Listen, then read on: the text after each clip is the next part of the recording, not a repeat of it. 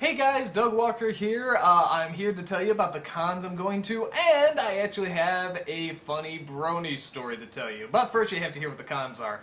I apologize for getting this one to you so late. I've just been very busy and I keep saying I'm going to make this video, but whatever. I'm going to be at Anime Revolution, which is in Canada, again. It's in Vancouver. It's from August 17th to the 19th. Here's the website to check out for that. I'm going to be there again, so if you missed me at the last convention in Canada, I'll be there. Noah's going to be there again. If you missed him at the last convention in Canada, he'll be there, so you can see us both. So that is one convention. The other one is MatsuriCon, which I've been to before. That is in Columbus, Ohio, and that is from August 24th to the 26th. Here's the information for that. Go check it out, see if you can get registered. And the last one is RamenCon. I love the name of that. I think of ramen soup, which is disgusting now, but in college it was heaven.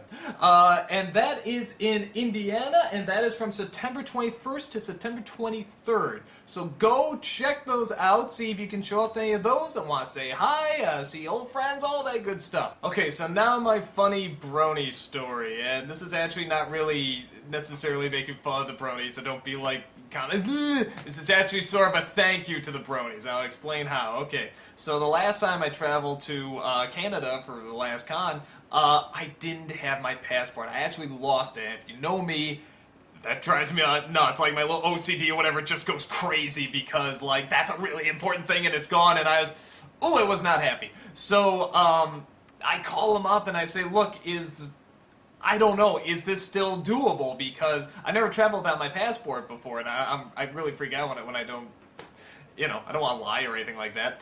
And they say, it should be fine, just bring all your ID, everything, it should be okay. Getting in is actually pretty easy, getting out is the hard part, but it should be okay. And I really didn't want to miss this con. This is like, a lot of my producers were there. This is Canada. I've been there before at this con. It was a lot of fun. James Rolfe was there. It'd be the first con we were at, so I really didn't want to miss it. So we drive over, and it's fine. The first one, I show them all the ID, my birth certificate and stuff. Get in, fine, no problem. Getting back, guy says, straight-looking guy says, passport. And I say, I do not have my passport. It was lost. I'm going to report it as soon as I get back. But I have all these other forms of ID. I have my driver's license, my state ID, my old Navy ID, not the store. I was a Navy brat. College ID, my birth certificate, more stuff than actually you need to get a passport. So I give him all this stuff, and he's looking at it. He's giving me this look, and and he asks the driver, says, what do you do for a living? She's like, I'm a molecular biologist, which, of course, doesn't sound suspicious at all.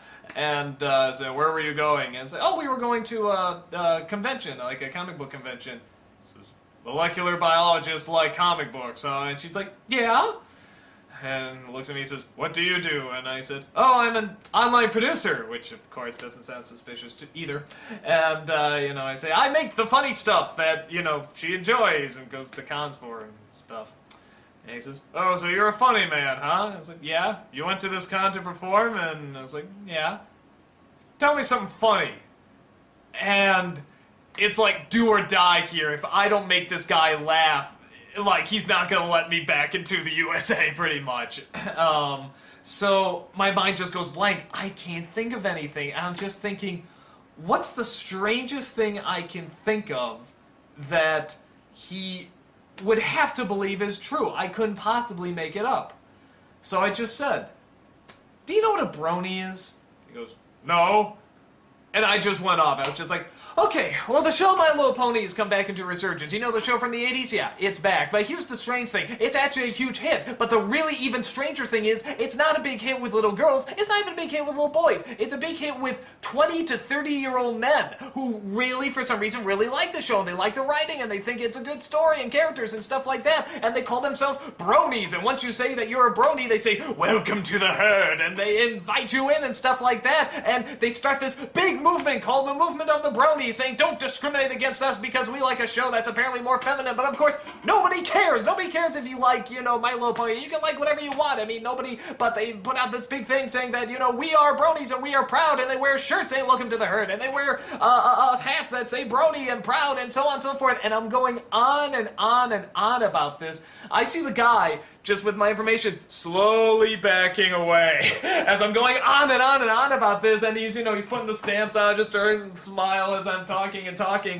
hands me the stuff, and I'm still going. I'm just talking about bronies and what a strange phenomenon it is, and he finally just says, okay, I believe you. Nobody could make that up. Go. So, thanks to bronies, I got back into the U.S. So just a special shout out to you guys, because I would possibly still be stuck in Canada if I didn't think of the brony story. So, like I said, nothing huge, but just kind of funny. I thought I'd just share it with you guys because I know My Little Pony is like a real hot thing right now. So, yeah, that's about it. You got the cons, you heard my brony story, and I shall hopefully see you in Canada or one of the other places. Take care.